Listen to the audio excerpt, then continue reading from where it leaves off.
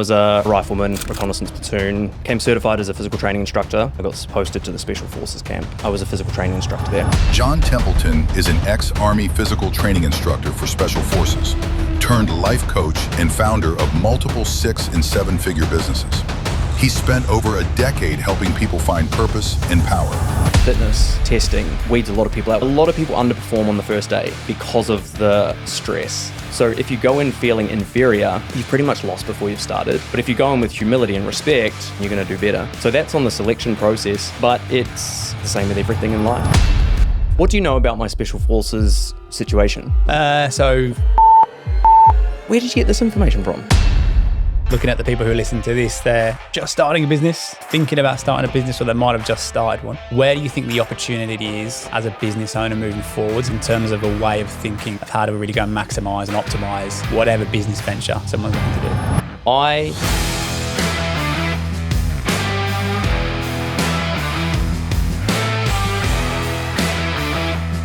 So John, what does Special Forces training teach you about how people respond under stress?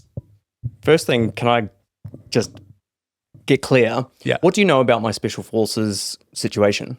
Great question. I know that you went down and then you came back up into the military and then you started just training kind of the physical side of the Special Forces. Am I miles off it there? No, that's, yeah. What do you mean go down? So from what I picked up, drugs, drinking. Cool. Yeah. And then used, I guess, the military. Where did you get this information from? My sources. That's good. Yeah. We'll find it. Yeah. If it's out there, we'll find it. Yeah. Yeah, so growing up, I played football, right? Yeah. Similar to you guys. And it was really the drugs and the drinking that at those teenage years, which sort of pulled me away from that. I was in the New Zealand Development Academy, 99-2000, drugs and alcohol, a couple of years. And then one night I was really high and I talked to my dad on the phone. He lived in the UK, I was in New Zealand. And he's a gentleman, like morals of a saint. And there was me taking drugs, just going nowhere in life. And I just knew I had to make a change. So I was like, I'm going to make a change. The next day, randomly talked to a friend, hadn't talked to him in months. And he said he was joining the army. So my whole body lit up. I was like, golden opportunity. This is my ticket out of here. So I joined the army. So your research was fantastic. Lovely. So yeah, went into the military and I was a rifleman, reconnaissance platoon, went over to East Timor, did a tour there. And then my mum actually said, you need to get a trade out of this. It's something you need. And I loved physical fitness. I loved training, loved being fit. And so I went down the physical training path, became certified as a physical training instructor, topped my course. And that's when I got posted to the Special Forces camp.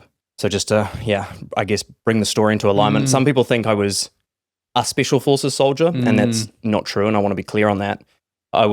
My unit was 1 NZ SAS, so the New Zealand Special Air Service, but I was a physical training instructor there. And so back to your original question, what did I learn about how people respond under stress? You know what I learned? One of the funniest things is obviously everyone's different and our psychology plays a massive, massive part. And I think we'll probably talk more about that in this episode. But one thing I learned is there are different types of stress. As a soldier, you could put me in almost any physical discomfort or get a Special Forces soldier, any physical discomfort, they're going to handle it pretty well. I had a friend of mine come and jump on my podcast when I was running it. He was in the Special Forces at the time. He had his sunglasses on, face sort of covered. He was panicking, sweating, anxiety, really unconfident. And he said to me after the podcast episode, he's like, that was so uncomfortable for me. And he just said it was way out of his comfort zone. And so, I mean, that's a type of stress, a type of pressure, and he crumbled. So I think it's really specific. And if you see what you go through in the military, every single day is repetition, training, so that when stress comes, you fall to the level of your training, not your, fantasy ability level. So the one thing I learned is that practice is the key to handling stressful situations. I think if someone has been through enough shit, they're going to have a generally better way of dealing with general stress, but I believe it's really specific. And so if you want to be great in business, you need to embrace suffering in the context of business. If you want to be great in the military capacity, you need to go and suffer in the trenches and in the mud. So I think it's contextual. That's one thing I learned that I guess I was surprised by, because when I looked up to some of the special forces guys, they're kind of like superhuman when you first look at them. But then when you get to know them in context, they're just everyday people, and stress affects them. You know, family stress, a lot of them have family problems because they're away all the time. And so their ability to handle stress was very contextualized. And I think that's the same for most of us. Get me doing ballet, I'll be stressed. Like, it won't be great. Do you see a lot of people make that transition into the forces from a place of pain? Like for yourself, it sounded like it was to kind of get your life back on track or have a bit of discipline. I know people that have also gone down that same route. Do you think that's why people initially go in, and why does it help them? Well, the military is incredible for structure, routine, systems, standards, moral values, ethics, community. It meets all of your needs. You get paid. You feel important. You feel like you have a purpose. It just meets every need. So it's such a great pathway for a lot of people. Double-edged sword, though, because then once you get institutionalized or indoctrinated, it can be hard to leave. Because when you leave, you're in charge of yourself now. And that can be tough for a lot of people. But pain drives us to do everything in life. You can't escape pain. And so you guys started this business. There would be some pain, the pain of maybe being broke, the pain of working under someone else's watch. There was some sort of pain that drove you guys to do this. So the military, because it meets so many needs, quite often that someone is in a lot of pain for them to go in. Yeah. Why do you think that's so important for us as men as well? Which part? To have that structure for me, like when you spoke about values and ethics in the military, like I've never been in the military, but I know when I get disconnected with myself or when I put myself into a bad mental health state, it's because I'm taking daily actions or weekly actions that are disconnected from my actual values as a person. So a lot of the things you said about community, structure, discipline, ethics, for me as a man sat here, I'm going, oh yeah, that gets me fucking going. Yep. We all have needs. Everyone has needs. And the men tend to prefer structure, routine, direction. And you would have heard of masculine energy, feminine energy. Yeah. We spoke about it the other week, actually. Yeah. They're polar opposite energies, but they're synergistic, as in they complement one another. And so, yeah, the military is such a masculine force. It is, I dare say, it's about power. It's about conflict. It's about domination.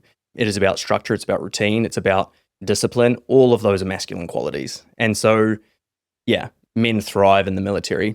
I would say women definitely have a career path in there, not as much as men. It's a male-dominated arena for sure. And it's in our DNA. It's in our genes. If you follow the track of masculinity back, half of it's psychological and half of it's genetic. So yeah, we're all relatively manly men. We're built for it. I watched a real cool video on Instagram the other day, and it was talking about the way male and female genetics and the way that we've evolved over time. And the video was basically explaining how if me and my partner are both asleep at night in the bed and we've got our kids downstairs or in the room next to us or whatever it might be, she'll wake to the sound of the baby crying or the baby stirring, and I won't. Whereas I hear the leaves rustling in the garden and I'm up and I'm like, interesting. What the fuck? And that's just due to the evolvement of the male being the protector, the mother being the provider. Yeah. Oh, you're a lazy prick. Yeah. I'm like, what? Yeah, the baby woke up last night, didn't she? Is that like scientific research? Because that's really cool. It was a psychologist. Yeah. And I was like, wow, that answers a lot of questions. Makes sense. Sent it to the missus. This is why I don't wake up. Yeah. In terms of key traits, I'm thinking now you're putting these blokes through their absolute paces, right? Half of them, let's say, to make it nice and easy for numbers, half of them are quitting, half of them aren't. What have the people got in their makeup, their DNA, their system of the people who don't quit compared to the people who do? Such a great question. So many ways to talk about it. The pass rate is less than 10% for the selection process. And as a physical trainer, I take day one of selection. It's about 7 days, sometimes 9 days, but 7 days, and I take day one. And day one is just fitness. How fit are you? After that, after day one, it's mental endurance, really.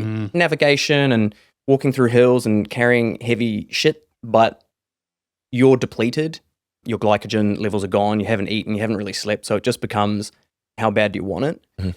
So, but we lose a lot of people on day one. Even the fitness testing weeds a lot of people out, which is crazy because they know what they have to do and they still don't do it. And a lot of people underperform on the first day because of the stress. You are in an environment where you're being told off, you've got guys yelling at you all the time, and you've been in the military for a while, but because we put Special Forces soldiers on a pedestal, which is great, they freaking deserve it, it can be intimidating. And the people that get intimidated are usually the ones that there's unnecessary stress because they feel inferior already. And if you go in feeling inferior, there's a difference between humility and inferiority, right? So if you go in feeling inferior, you've pretty much lost before you've started. But if you go in with humility and respect, you're going to have a much less stressful, which is energy saving. It's more efficient and you're going to do better. So that's on the selection process. But it's the same with everything in life. Be super, super clear on what you want. And we talked about alignment before. The guys that you can't pick who's going to pass. You look at the start, muscly guys, tall guys, short guys, fat guys, you're just not going to get it right. And it's something that comes out of a human being when they're pushed to their limits. When they're absolutely on their knees, resilience is a word I know you guys wanted to talk about today. It's really how willing are they to suffer and keep going. And that means that what they're suffering for has to be meaningful to them. So the meaning they're placing on getting the badge, getting through the training, this is the context of military, the meaning they're placing on that has to be so dominant that they are willing to crawl across broken glass to have it. And if you've got a good family life, if you've got other comforts at home, all of those things take away from your ability to crawl across the glass because it's, fuck, I kind of like my family. This isn't my path. And you talk your way out of it. So often having no plan B is a powerful motivation as well. Burning the boats, you might call it. So there's just one way forward. Whatever's gonna allow you to suffer the longest. You just got to outlast other people. That's it. If you can just suffer more, and this is in all contexts of life. If you can handle the pain, most people will quit. Yeah. I'm not a parent, right? Halves is. And I'm thinking now, I've been really independent my whole life, right? Which has been great. Good childhood, but I was very independent. Very aware of decisions I make. If it goes well, pat yourself on the back. If it doesn't, that's on you. Learn from it, go again, which has been the best thing ever for me in adult life. And then I see people, and resilience is definitely the word that comes to mind, who have everything as a kid. They've got the two amazing parents, they both got good jobs, beautiful house, private school, holidays, everything else. But now I'm looking at the graph and the progression of life. Now I'm catching up and speeding straight ahead because I've been doing this 15 years. When I was 10, 15, I've been making decisions and copying it and learning and going again. Whereas they've been mollycoddled a bit. They've been supported and sheltered and protected. And I think when it comes back to the army 100%, but also business and life, when you can look in the mirror and just look at yourself, and that's, you've got to thank that person or you've got to give him a clip around the ear because he's let you down. There's nowhere to hide. It's such a superpower that I think has been massive for us. But as a parent, how do you then give your child that? Because you want to give them everything. But if you give them everything, you give them nothing. Exactly. You can't win. There's no way out. There's two forces. There's support and challenge. If you over-challenge them, they'll become independent and likely become a high achiever. If you over-support them, they'll become more dependent and likely, this is masculine, feminine energy as well. The more you challenge someone, the more masculine they'll grow up to be. The more you support them, the more feminine they'll grow up to be. So it starts at the start and you can't win and there's no right or wrong. Yeah. Just if you just love them for who they are, whether they're more independent, more just love them and they'll just come into their own thriving way. And whether that's to become a great fucking champion or explorer, really masculine driven, fantastic, or whether they become a nurturer, someone who's just all about other people and contributing, both incredible lives. So I'm not a parent either. I just know that to love them for who they are and let them grow to be who they are it has to be the best way. Yeah, it's interesting. What's your take, Dad? I've thought about this as well because I think a lot of my makeup today, my values and why we've been so successful so far is because what we maybe didn't have growing up. We both came from working class backgrounds. So there's kind of an innate desire that, like Ad said, we're kind of the maker of our own destiny and we've got full ownership and accountability. But that's probably why we've worked so hard to build what we've had. So my kids, as I said, we didn't have a bad childhood, but the skiing trip for school, for example, comes around at £700. I knew not even to ask the question because mum was trying to scratch around to buy my football boots so I could play football. So you try and push away from perhaps what you experienced as a kid for your kids. So that's why we've built the life we have today. But then I'm like going, okay, well, the values that I'm most proud of that pure ownership, working hard, kind of being self-sufficient came from the environment I had. I'm creating an environment that's completely opposite to that for my children. So how within that environment they'll probably push the other way. Yeah, well, that's it. I'm like, I don't want someone that's completely dependent. So I'm like, what measures can I put in place within the environment we've got to ensure that they still have those values that I believe are so close to me as a person, but also to our success? And I haven't got the fucking answer yet. So checking in 15 years, eh? yeah, it's the infinite game, parenthood. Yeah, there's a guy called Neil Howe, and I can't remember who his partner was, business partner, died, but they studied generational cycles, and it's exactly what you're talking about. Flipping them. Yeah, just yeah. And so I researched all their work. I researched the masculine, feminine, the psychological aspect. That's why I'm absolutely certain that the more you try, they're just going to push. You can't stop polarity from happening. So I'm certain, despite not being a parent, I'm certain that just love them for who they are, and whichever path they take, nurture that, and they will step into their own greatness the same way you guys have. Yeah, I love it. I want to unpack mental toughness, because when you were talking about it, there are a few ideas that came to my mind, and I've not really got any question for this, but here's the chain of thought I went down. So you're talking about one, mental toughness from the guys that you've got in the forces that can apply to any area of life. And I'm sat here thinking, with the business, we were moving away from pain or fear of how do I pay my mortgage, and that was our why to drive us on to be so successful. How can people listening to this unpack what their why might be, or where they're perhaps showing areas of mental toughness but need to apply it to other areas of life?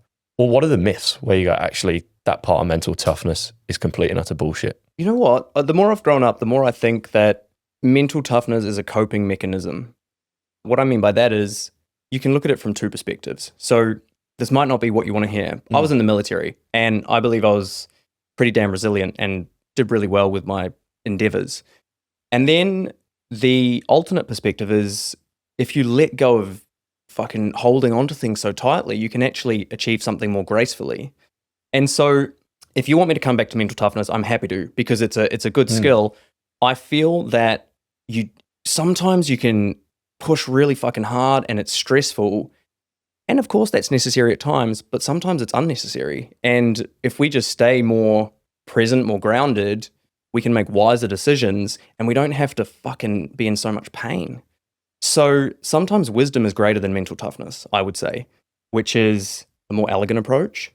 And it doesn't mean you're going to be any less successful, but resilience is what gets you through really fucking hard times.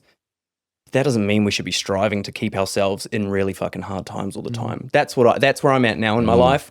Whereas if you had asked me 10 years ago, I would have just said, how much pain can you tolerate? Let's go. Badge of honor almost, isn't it? Yeah, 100%. There are stages to life, right? And I think that stage is pretty important. I know you guys, when you guys got started with the business, it can be tough. You don't know if you're going to make it through the first few months. The revenue's not coming in. When I started my first gym, we were sleeping on the floor. And I said to my business partner, Luke, I said, we're not going to make it.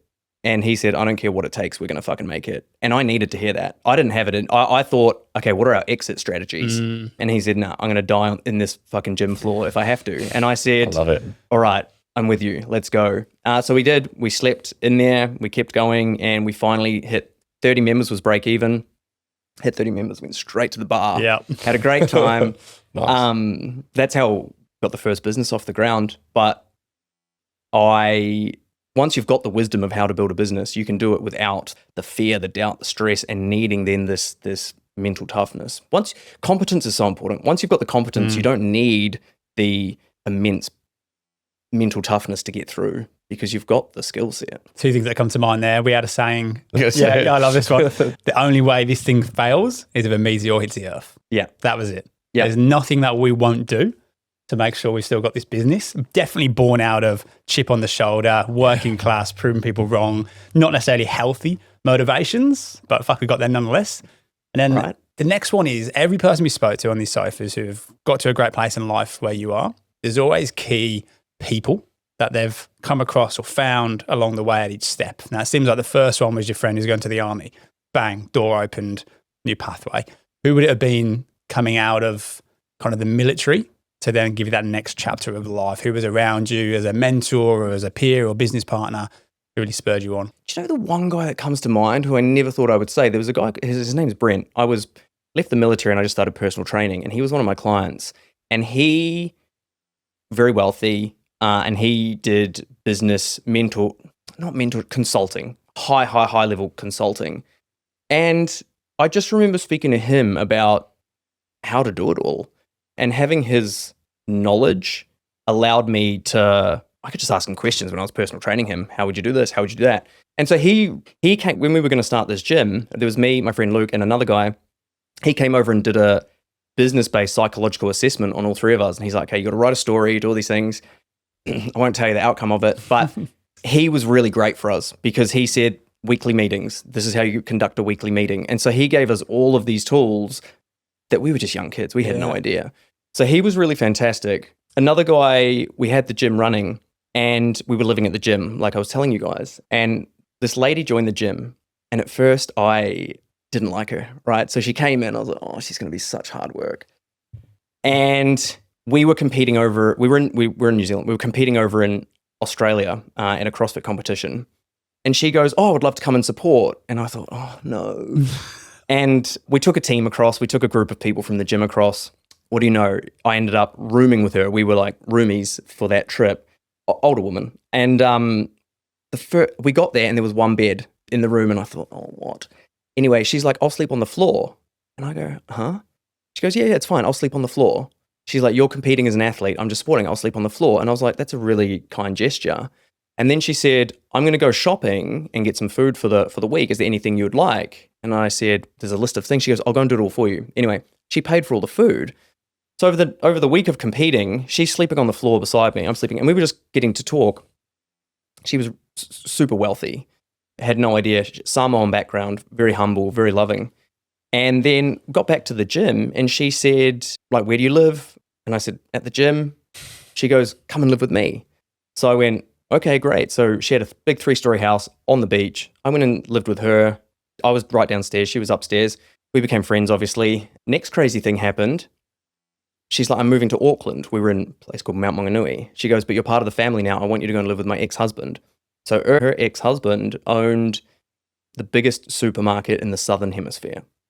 Silly money. His tax returns were about $12 million for a tax return. Fuck. So I picked his brain a lot. So I lived with him. He wasn't there very often, and me and his son got along really well. Home gym, everything you can imagine. And he was another person that was, her and him together, they were really amicable. They were fantastic. And I'm still really pretty close friends with her now, I suppose. So yeah, they were a massive, massive support in my journey. To take that one step further, we went to open another gym. So I borrowed money to start the first gym. I didn't have money. I borrowed money off my mum. And then we wanted to start a second gym because the first one was going really well. I didn't have any money. So this lady said, I'll front you the money to open your next gym. And I remember back in the day reading Robert Kiyosaki. Do you know Rich Dad Poor Dad? Yeah. And he said in there, if you've got the will, the money will come. Don't worry about the money side of things. And I just remember the day where she's like, I'll front it. That quote from that book just went, that's what he was talking about. So she invested in it. I went through, I sold that gym, paid her back, paid my mum back. And that gave me my money to really step into the next level of my life and entrepreneurship. I always think, and we've been lucky as well to have people who go above and beyond to help, but you've got to be worthy of help. What do you think you showed that woman that you were worthy of help, or how did you show her, do you think, to make her want to do that for her own back? Yeah. I think I'm quite likable. I'm friendly. I don't want to hurt anyone. And we just got along. I found that a lot in my life, actually, that people have come out to help, especially when your goals are genuine. Mm-hmm. You're not trying to get an upper hand over anyone. You're not trying to do anything malicious. And if you're just a friendly character who's willing to do the same in return, right? If I was in the position to help others, and I was my wife here, I probably help too much. I give so much of my time away, and that's abundance in a way. When you're willing to just give freely and you're abundant that way, gosh, it comes back, I think people want to be surrounded by good people and good energy as well. And if you're giving that off and bringing in good people to your circle, we say a lot about just buying the ticket. We speak to so many people now that are like, I want to start this business, I want to do this. Just do it. Just buy the ticket. And they're like, oh yeah, but I haven't got this perfect plan. This business, when we started, it was going to be me and Ads working 30 hours a week, spending the rest of the time on the beach trying to earn 300-400K a year. It was not the plan to have a podcast. It wasn't the plan to have a team of 11. It wasn't the plan to be on the AFR. But just by buying that first ticket to the raffle, and just putting ourselves in a position where we had a chance. And even buying our first invoice that got paid, we went and bought a $17,000 sales immersion for 2 days, which then unlocked the next door. It's just about buying the ticket, and you don't know what the next thing will come from that. And it sounds like that's the experience you had. You can't plan it. You can't. If you try and plan the whole thing, you're just going to bury yourself in complexity. Like you said, just take the leap. How has your kind of vision and what drives you changed over the years? Because I think back to your story, you went into the military kind of probably for that resilience, and you're just able to endure pain for so long. And that was very much our early driver and energy in this business. It's the chip on the shoulder. And we actually shared this with Lewis when he was on our pod. And we were like, we used to think that was our superpower. And for the first 2.5 years, it was. After a while, it gets pretty tiring. And you're like, what's the next stage? And we actually did a really cool exercise with Lewis of kind of going to our actual core drivers and values. And I know that's what drives us forward. But I'm keen to hear your experience with that. Yeah, Lewis is a smart guy. So have you heard of values levels or levels of consciousness? No. So there are stages to psychological development, and there are 9 stages. On the earlier stages, it is more about physical grunt, physical grind. Stage 5 is what I call ambition. And that is what you're talking about. It's throwing yourself in, going hard, focusing wholeheartedly on the goal, driving. You asked for me what changed. My life came undone. I crumbled and crashed hard. I built up too much pride. Once I was making a lot of money, too much for my level of capacity to be grounded with that amount of money. I started overspending, thinking I was better than I was. And through that process, I didn't go into debt. I had a ton of money, but energetically, I went into debt. I was out of my head. And so when the cycle came back around, that wiped me out. And that broke my identity I created. It broke me. The finances was the biggest part. Losing that as a man as well, my identity was attached to that, crumbled. Without that, I didn't know who I was, lost, confused. And this was, took me into years of depression, anxiety, panic attacks. And through that process, that's what changed my mindset. Because too much positive energy is still detrimental. You'll run yourself off a cliff if you're just in that mindset the whole time. I don't know if you watched the podcast recently with Alex Hormozy and Tony Robbins. Loved it. Yeah, so Alex is very much in that masculine drive, and you can see he's starting to question it now. So I ran myself off a cliff, hit rock bottom, and started to go, well, that value system I had, it got me all those things, but it also took me off the edge. What's another value system or a different way of looking at life, which is going to bring fulfillment? That's what we all want at the end of the day, is fulfillment. And so I went into research. I've just finished writing a book. So I did 3 years of research, and I was writing at the same time, because I questioned, I was suicidal for a long time. I questioned the purpose of life, the meaning of life, my purpose, who I was in the world. And through that research, a lot of contemplation and writing, my value shifted. And that's why now it is more about what I can contribute, not what validates me, if that makes sense.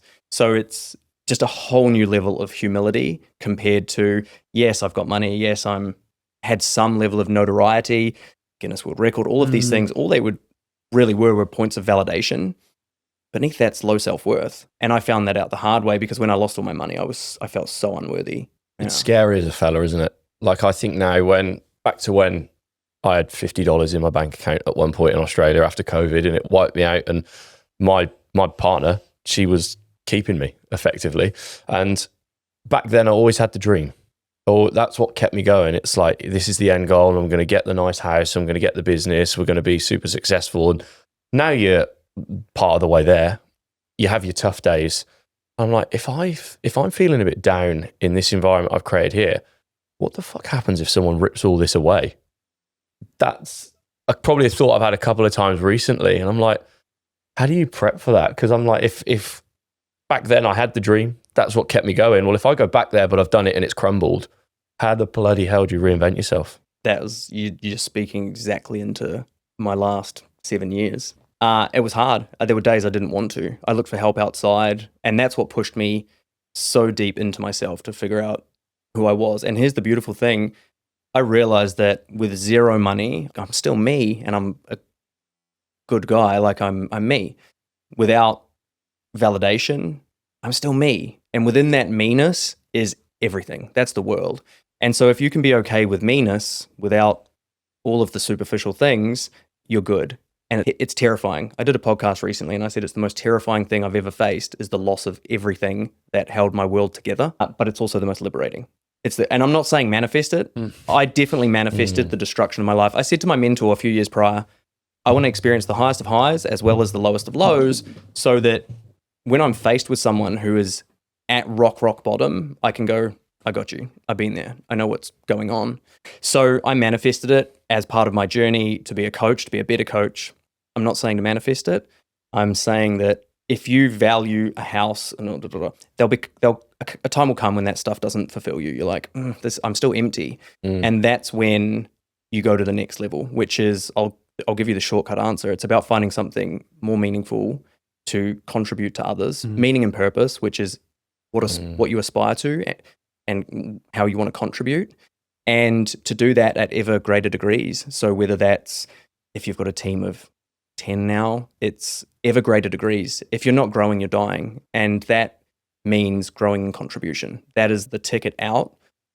And have you heard of the myth of Sisyphus? I think I've had that when he was a kid. But that wasn't a myth, was it? So it's a Greek king, and he was condemned to push a boulder up a hill for eternity. Have you heard of that? No.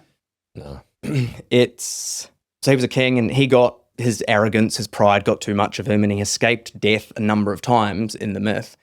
And then one of the gods, I remember which one it was, essentially condemned him to, for the rest of eternity, not just his life, for eternity, push a boulder up to the top of a hill and then watch it roll back down again. And so he just, for eternity, for infinite, he had to do that, which is what some people would call hell, because everything you build just gets undone and you have to do it again. And there's a French philosopher, Albert Camus, who said, if you can live like that, knowing that that is what life is, and be happy whilst you're doing it, you've mastered life.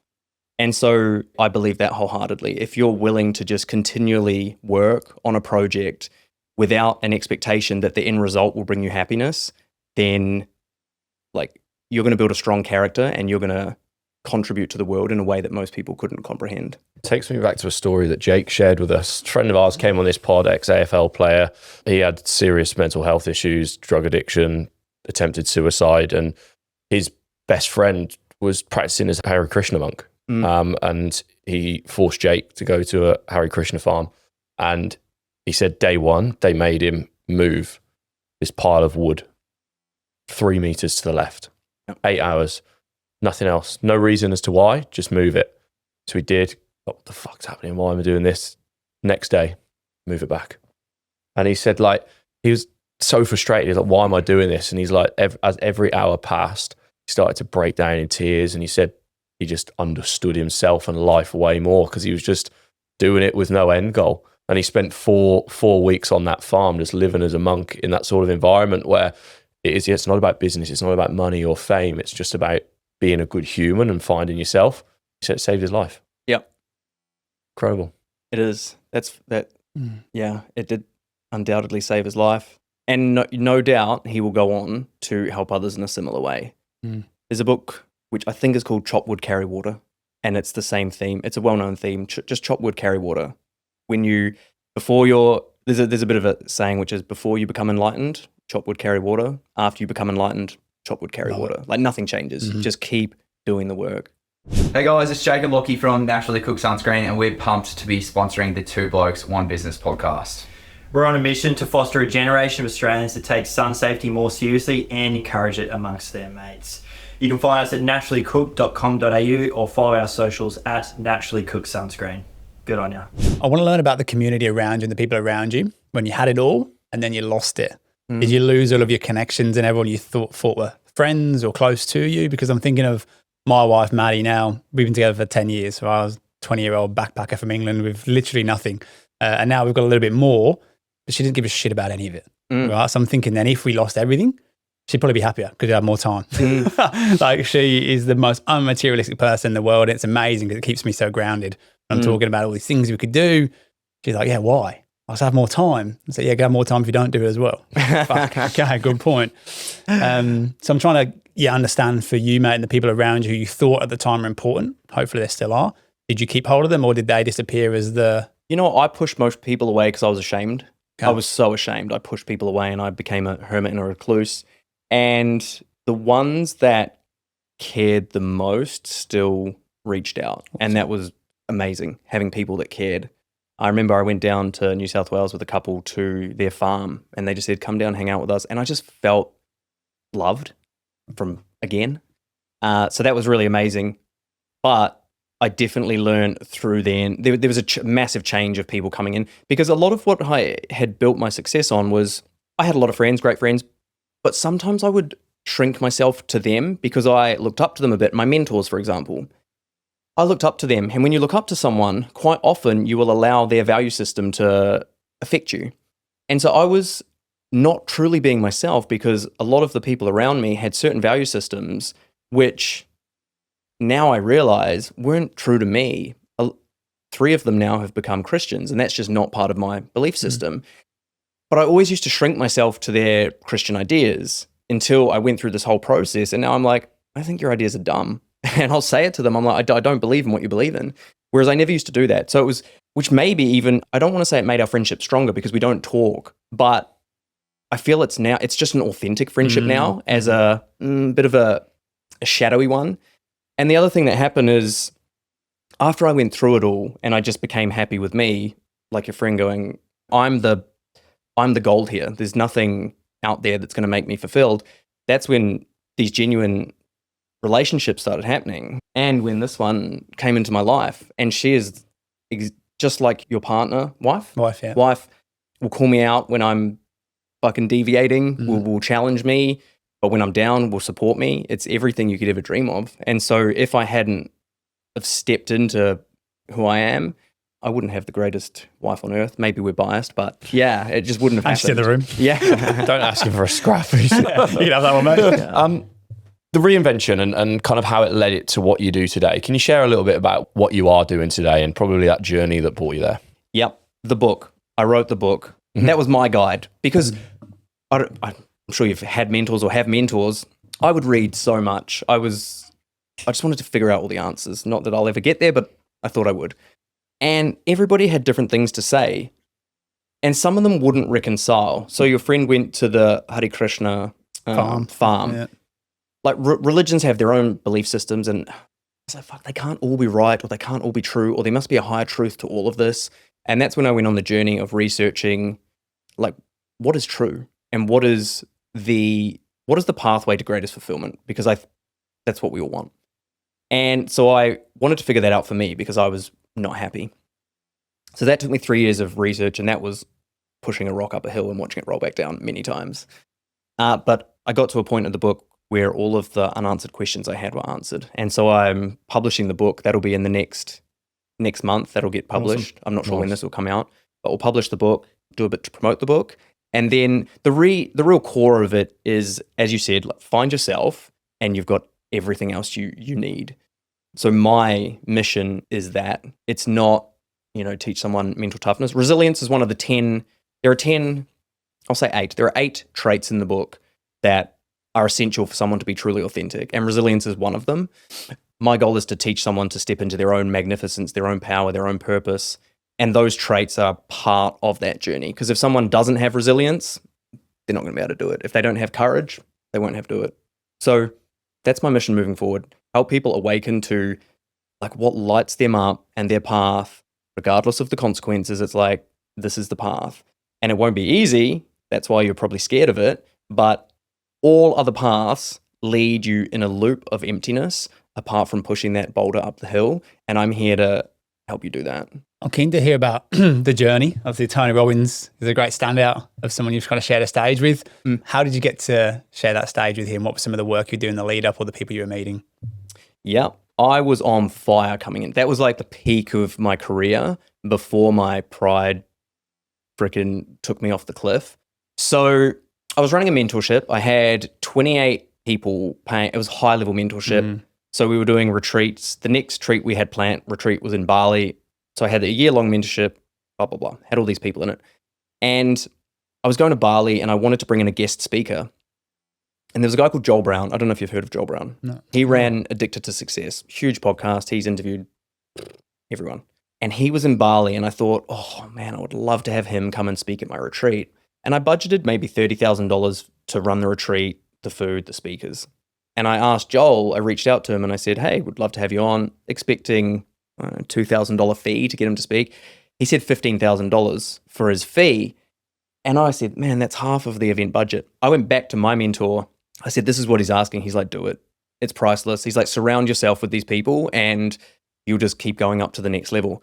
So I said to Joel, cool, let's do it. Booked it in. I flew to Bali in, I think it was March 2020.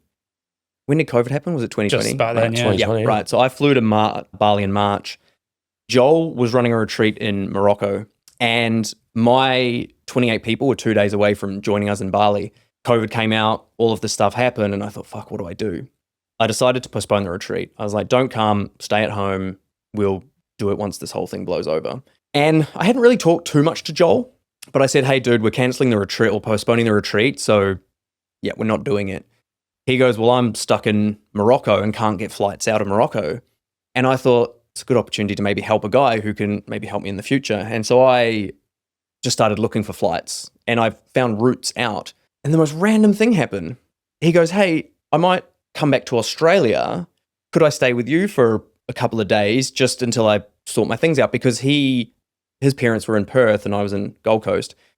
And I said, yeah, like I was shocked at that. This guy who's, killing it, coming to stay at my house. I was like, yes. So I said, of course. Anyway, he came to my house. I'd never met him before. He turned up with a suitcase on the front door. It was only he had come straight from Morocco. And we got locked down together for 6 months. And we bonded so well.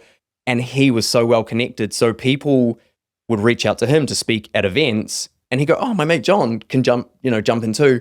And so I got him with a group of people that way who had Tony Robbins and things speaking at their summits. So at that time, I was teaching a lot of wealth building principles.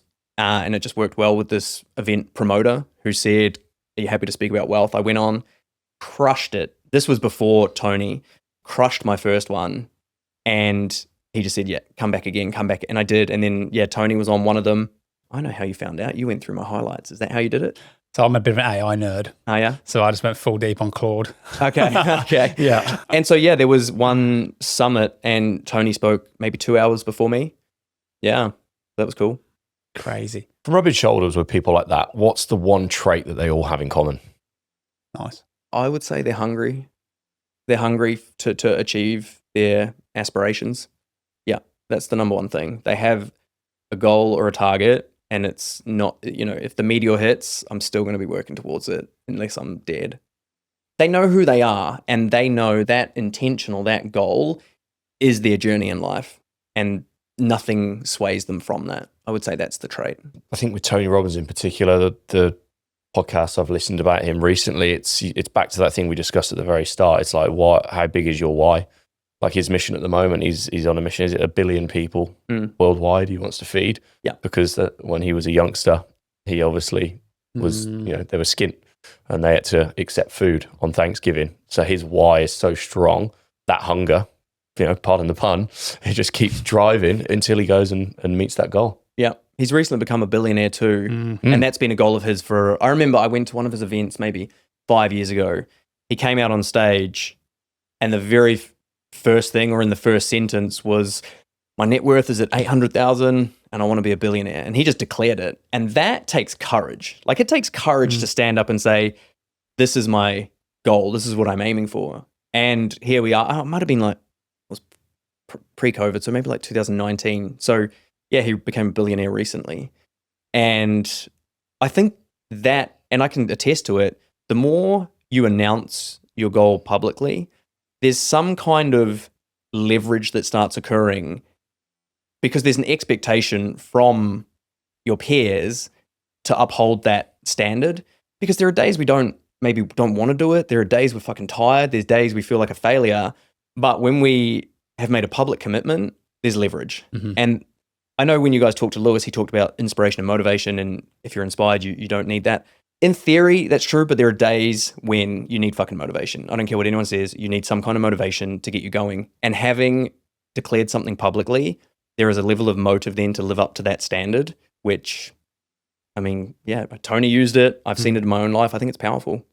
I used to do that all the time. These like used to take the piss out of me because I'd be like, I'm doing a month no booze. Yeah. And I'm just like, if I verbalize it and tell so many people, like it's unreasonable that I don't go and actually complete that challenge because I've told so many people and I'll look like an idiot. It's like creating this environment where you just can't fail out of pure pride. Yep.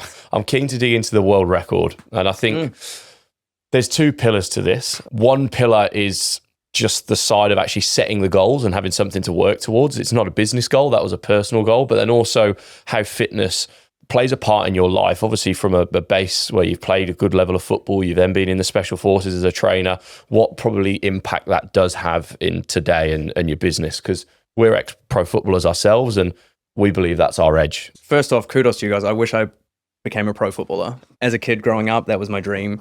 Manchester United, everything up around the room. I was like, and then obviously it didn't happen. So yeah, that's awesome.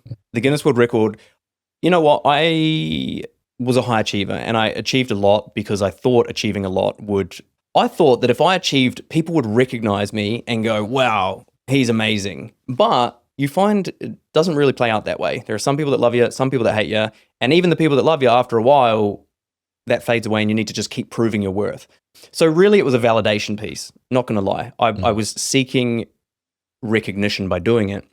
But I had just come out of a 3-year relationship, which broke me. I've been broken a few times in life. But that one, I was in hospital. Like, I was a broken man. And when I came out of it, I was lost. Talking about values, she dominated me in the relationship completely. I was this super people pleaser, nice guy. She dominated me and I essentially lived in her world and got wrecked. Came out of hospital and I went, all I know is fitness. That's my whole life is fitness. And what's something that I've sort of always wanted to do, and it was set a Guinness World Record. And so I looked, I was like, what are my options? And I also wanted to do something I enjoyed because as a CrossFit athlete, you're working on your weaknesses all the time and it's a grind. So I was like, I want to just have fun. So I was great at muscle ups and I said, muscle ups, tick. 24 hours, that's endurance, resilience, tick. World record, let's do it. How many muscle ups? In 24 hours, it's 1,025 strict ones. Yeah. So, you know what the hardest thing was? The fucking admin dealing with Guinness World Records. Okay. So, yeah, honestly, the fitness side of it, that'd be mine as well. We enjoy it, but the admin was, I think it was 12 witnesses doing 2-hour shifts, rotating through twice. No witness could know another witness. So I needed to know 12 people that didn't know each other and weren't affiliated with the gymnastics hall where I did it. And I needed 6 certified gymnastics coaches or judges to judge the quality of each rep. And they were doing another shift. They couldn't know each other. So I couldn't get a coach to go, oh, do you have any other gymnastics? No. So I had to organize all of that. And then it had to be filmed 24 hours consecutively. So it couldn't have battery changes or anything like that. And so I had to go and get a home surveillance CCTV system. All I wanted to do was do some muscle ups and get a world record. But I did all of that. And I didn't really have much support, as in I was by myself. I was still trying to build a business during this time. It was wild. But I tore my tricep in training, which really set me back a long way. And then I was just doing sort of like wide push-ups because anything narrow that would hurt the tricep. And I had 1 year to do it in. As I was approaching the end of it, I thought, okay, I need to actually do this world record. I went to the gym and I said, I'm going to do 6 hours of muscle ups. And if I can do that relatively pain-free at a certain threshold, then I reckon I can do that 4 times at a lower threshold, lower intensity, and hit the target. Did that, got through it, was like, okay, let's do it. So I started at 10 a.m., went all the way through the night to 10 a.m. the next day. And my strategy was just to do a minute for 45 minutes and then take a 15-minute break. And if I could do that, I needed to get over 1,000 to claim the record. And I was on track, but if you've ever done strict muscle ups, like your skin rips all around your wrists. Yeah, it's horrible. So my wrists were just peeled. The skin was peeled back at the bottom of both my wrists. And I had a physio there and she would tape me up and strap me, but I started to get behind on my time. And then I said, I'm just going to do 1 a minute and not have the break anymore. And so I just started doing that. And there were times where I failed. I started to fail reps. And as soon as you fail a muscle up, they're very hard to. So it was a bit hit and miss, but for the last 3 hours, I just went 1 a minute. And I was just, the worst time was about 3 a.m. That's when I hit The wall. Yes, the wall.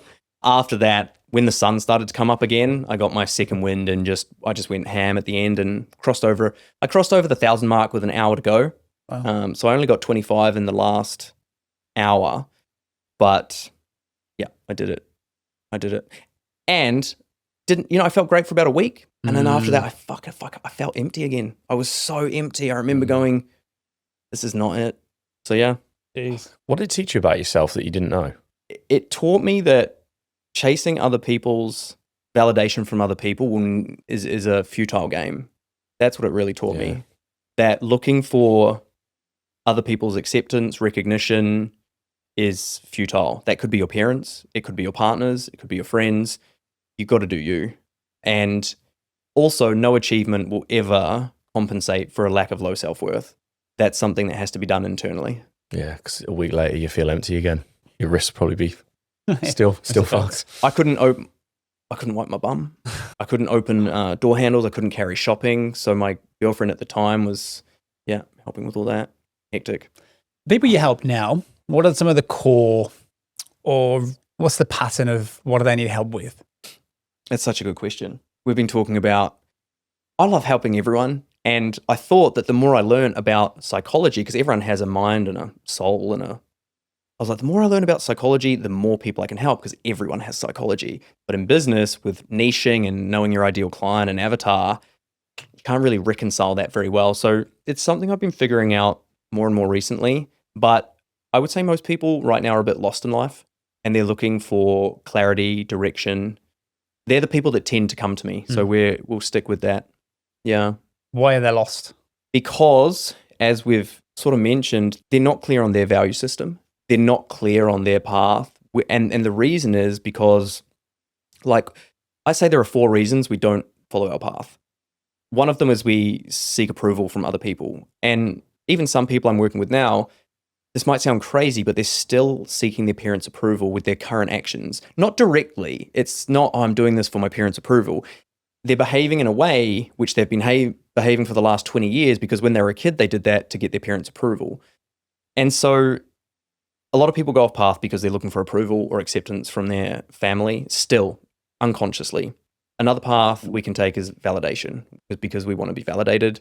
Another thing that stops us is fear and looking for certainty in life and stability. And the other thing is chasing short-term gratification. They're the four obstacles really to someone following their true path. So yeah, a lot of these people are trying to please others. That's the biggest thing, trying to please others and fear.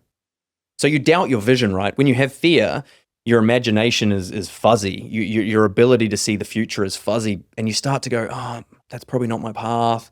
So really, the 2 emotions that drive it are fear and shame. When someone is ashamed, they'll put other people before themselves and try and please people. So that's not good. And the other one is fear.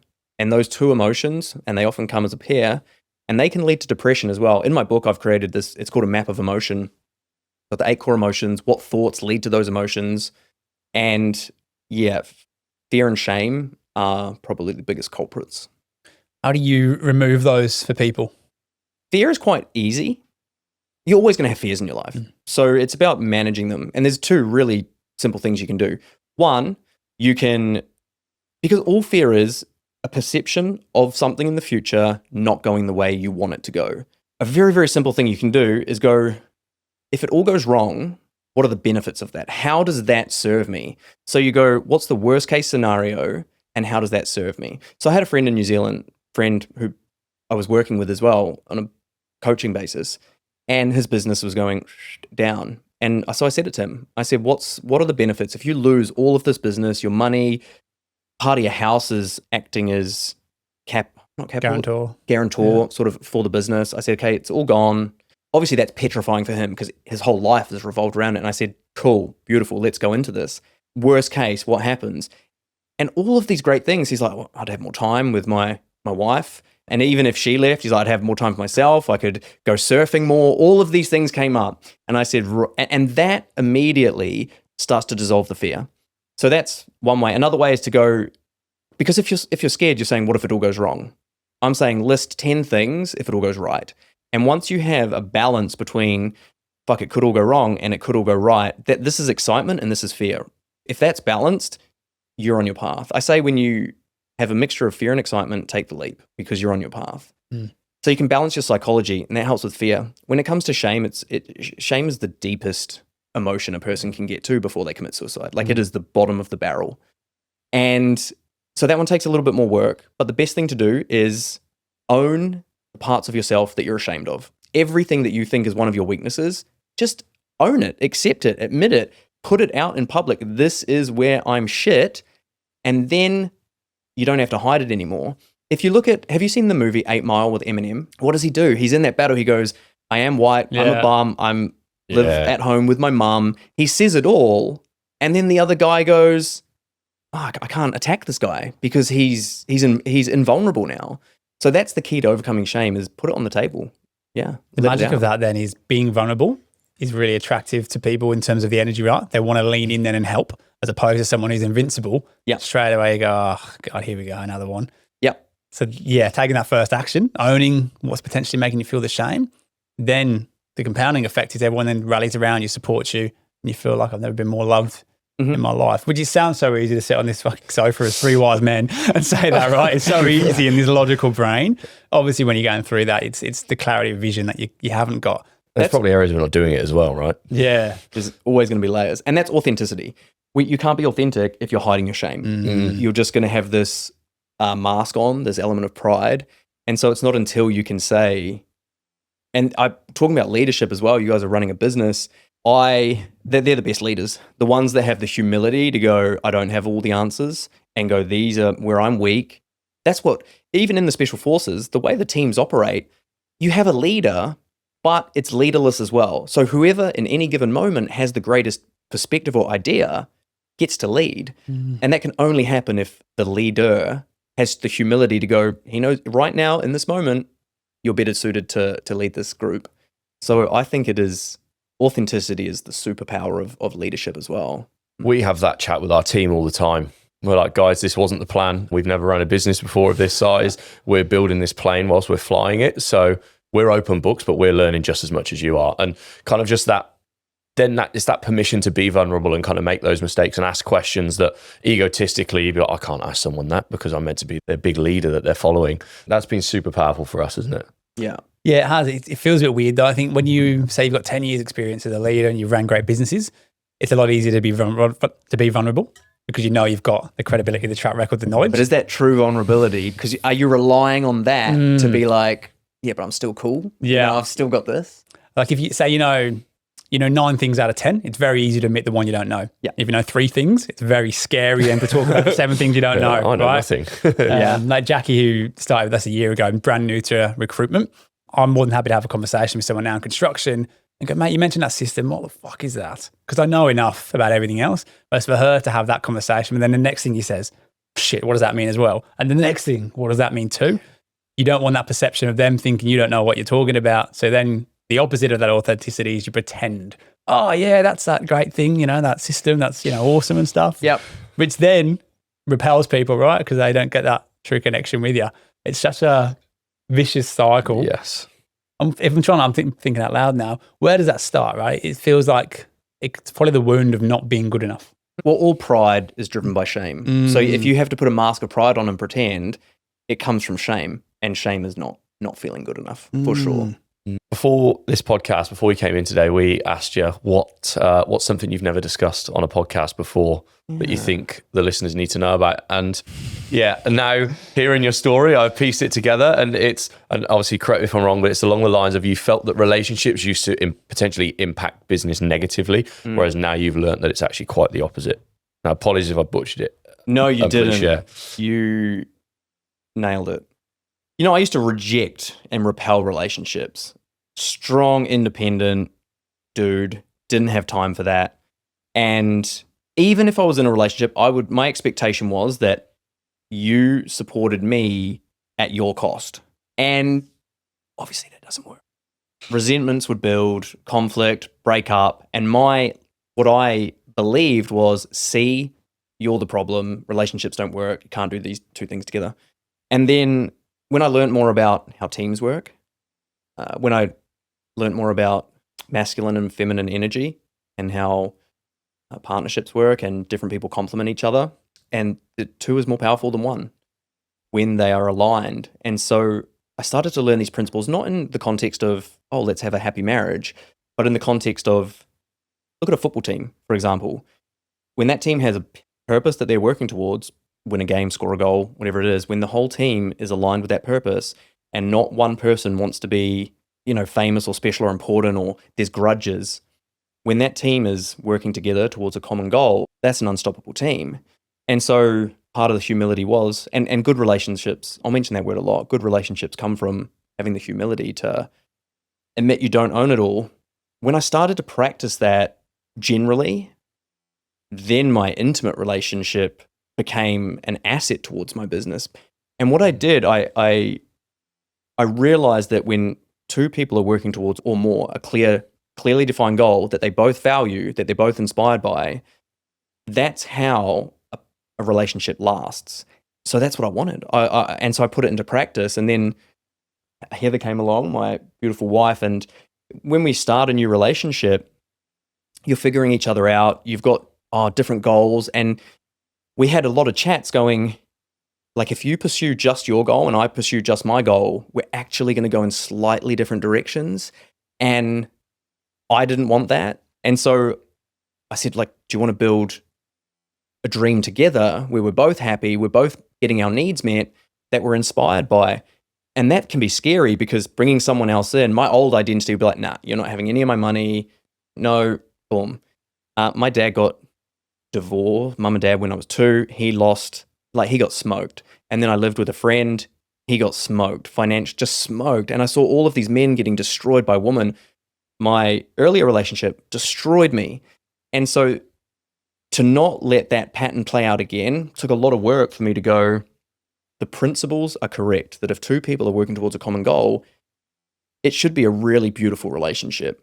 And so I went, not knowing it would work, but believing it would, we put it into practice, and it's just been the best thing ever. And Heather, who's in the room now, she's probably not on camera anywhere, but is equally as integral to the business as I am. And maybe it's not the front of it, maybe it's not the expertise within the psychology, although she's freaking amazing, but it's everything else. It's having someone to bounce ideas with. She's great at social media. There's all these things where I'm no, and she brings her skill set, and I can't think, and I could be biased, but I can't think of a better marriage or partnership or relationship than having someone working towards a goal with you that you love, that you can be intimate with, that genuinely cares about you. It's, amazing. Even beyond the business skill set, like one thing, it really resonated with me, that point, and that's my partner, Britt, at home. She's there at home with 2 kids, right? A 3-year-old and a 9-month-old, and that's really fucking hard. And, me and Ads here in Harwell are the co-CEOs, but at home, I kind of say she's the CEO of the family.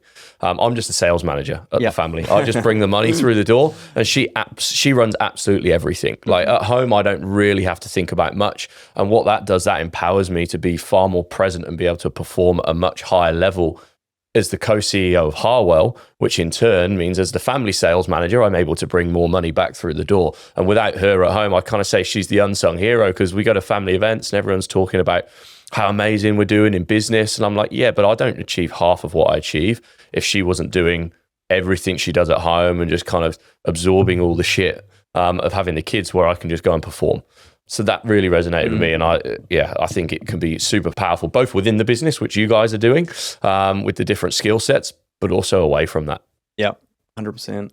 I got one last question now, kind of zooming out, looking at the people who listen to this. They're just starting a business, or they're thinking about starting a business, or they might have just started one.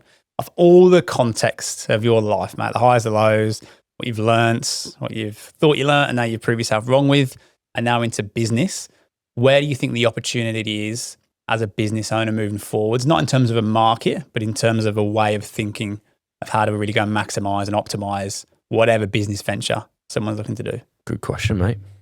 Yep. You know what? I don't think I'm an expert at business. I would say that's probably my weakest area of my life, but I'll give you an answer from where I'm at. I don't I think obviously times change. So back in the day, it was railroads. Now it's self-driving cars. There's always new opportunities, but any entrepreneur from the entrepreneur lens is going to be successful when they find a problem that people are facing and they solve that problem for others. If you're inspired by doing that, you can't really fail because the world is full of problems. And when you can provide a solution in a better or even a different way, that would be the key to me. And that's I made the mistake of not doing that. My life has been, what do I want to do? Not what do people need? And that's why I don't think I'm a fantastic entrepreneur, because I've been more focused on my own achievements. So my next lesson in life is, what do people need? Not what do I want to do? And I think when those two things come into harmony, you've got like a beautiful enterprise. But I would say if there's a new entrepreneur out there, from my own lack, is find a problem that needs solving. And if you can do that in a unique way, you can't not make money. That's what I would say. I love what you said. I think the way I'd be doing it as well is wherever that problem sits, so kind of to tag on to that, whether it's in service, software, product, how has everyone else done it for tens or hundreds of years? I go and still solve that problem in your unique way by doing it differently to what everyone else has. Because that's the easiest way to come into a market that you know is validated, because there's some really big players and it's made millions and billions over the years, but go and do it in a way that you stand out. And I kind of refer to our journey a little bit, where recruitment's always been insanely old school. It's been dominated by these big global operators, and we left those businesses because we used to hear the same thing all the time. This is the way it's always been done. And I'm like, fuck that. Like, the world is changing. So we came to the recruitment industry and we saw, okay, what other service-based industries are doing things really well that we think will stand out in our sector? Real estate. Real estate are incredible at the way they present houses, the way they build their own personal brands, the way they do content. It's viewed as quite a sexy job. So I was like, let's go and market or build this recruitment business like it's a real estate business. And that's how we stuck out. And that was our differentiator. And that's probably supercharged our success by doing something that's always been done and always made money, but differently in our own way. Can you contrast that for me to a typical recruitment agency and the real estate version of a recruitment agency? What's the differences that someone outside might go, oh yeah, I can see the difference? Yeah, so big old recruitment agencies is a faceless brand. You'll know the company, you won't necessarily know or recognize the people within it. And it'll be very, very transient in the way the service is delivered. So you kind of go a mile wide, an inch deep. You've got people that will just speak to a company, oh, what do you need? A finance manager. Cool, what are you paying? This, that, and the other. Okay, now I'm going to go and quickly have surface level conversations with finance managers, and they're just passing across resumes. Yeah. Whereas we got obsessed with depth and learning absolutely everything we could about a client, a role, a job seeker that we're helping, and then presenting that online. LinkedIn's our biggest platform. We started recording videos, walking through Adam's complex. This is where the business was born, in his fucking kitchen or spare room, whichever one we decided to go in on the day. And we're walking through, videoing ourselves. I've just met with an incredible client. They're looking for a finance manager. This role is going to change the trajectory of this entrepreneur's business. It's going to achieve X, Y, Z.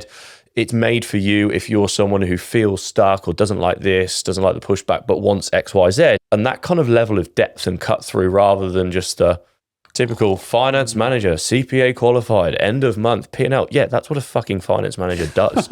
Like, obviously, what's the nuances around it, where this isn't just a 4-bedroom house. It's a 4-bedroom house with the elegance and these things, the fucking number plate recognition, this sort of character. Even further than that, though, that's where little Tommy's going to learn to ride his bike.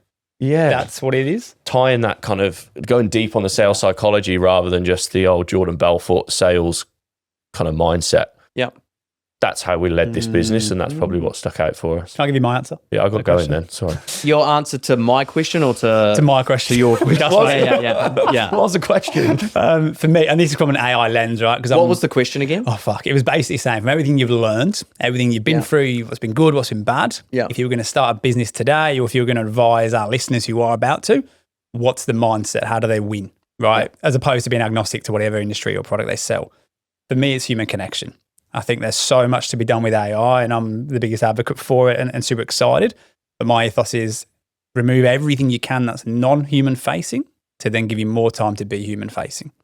Right. So if you think you're going to get into business and then automate your sales calls, automate your customer service, automate everything, you're going to be the fastest guy to lose.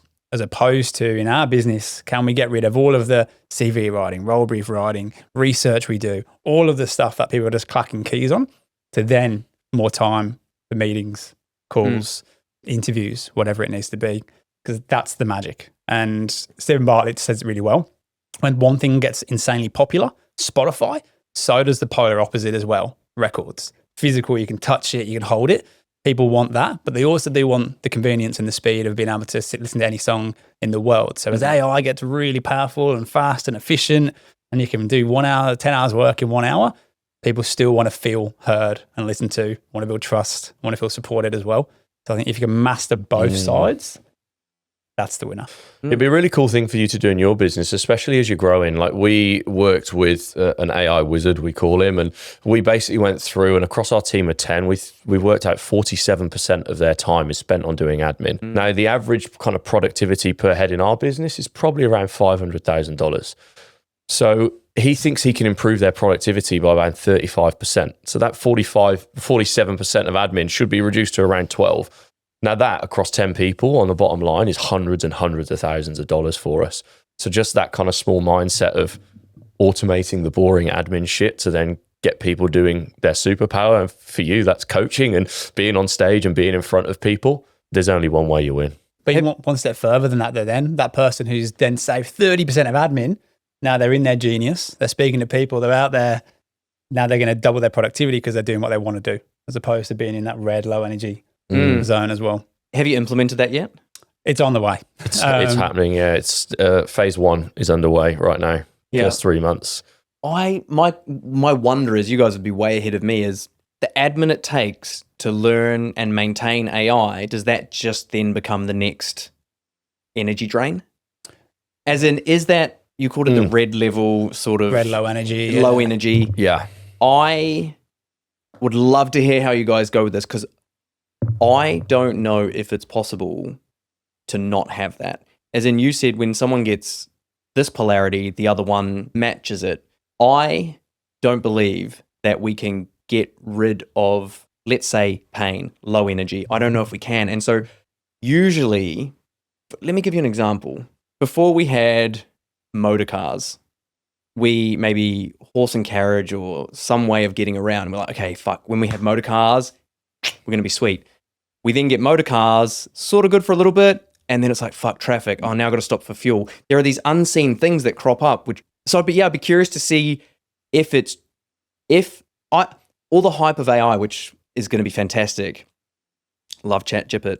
But is it going to pull us out of doing the admin, or is it going to create another sort of admin that we didn't see? That's my question. What do you guys reckon? I think it's a who, not how thing. Rather than you, the business owners, learn how to manage AI, that's someone who's got that skill set to do it, delegation. And I think people are going to lose, but it's not the people who are using it. I think it's the people who aren't, or the people who are relying on their manual kind of labor to make money. So the people who are doing meeting minutes, for example, or people who are writing out really detailed notes and marketing collateral. I think they're the people who lose, unfortunately, because it's going to be the people who can think about how to manage the AI as opposed to people who are doing the work themselves.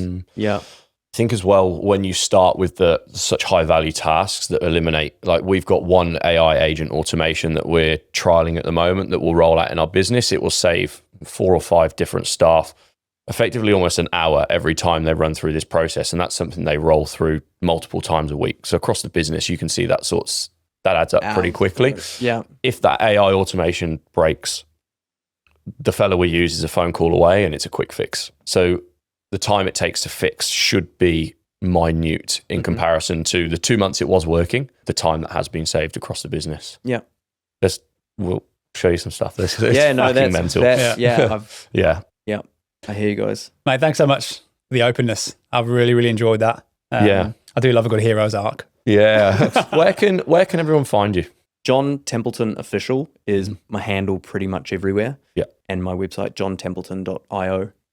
Awesome. We'll get all the information, and also we'll get the info about your book, because I reckon this will be coming out probably a similar time to your launch. Cool. That'd be awesome. Thanks for coming on, mate. Cheers, John. Pleasure. Thank you.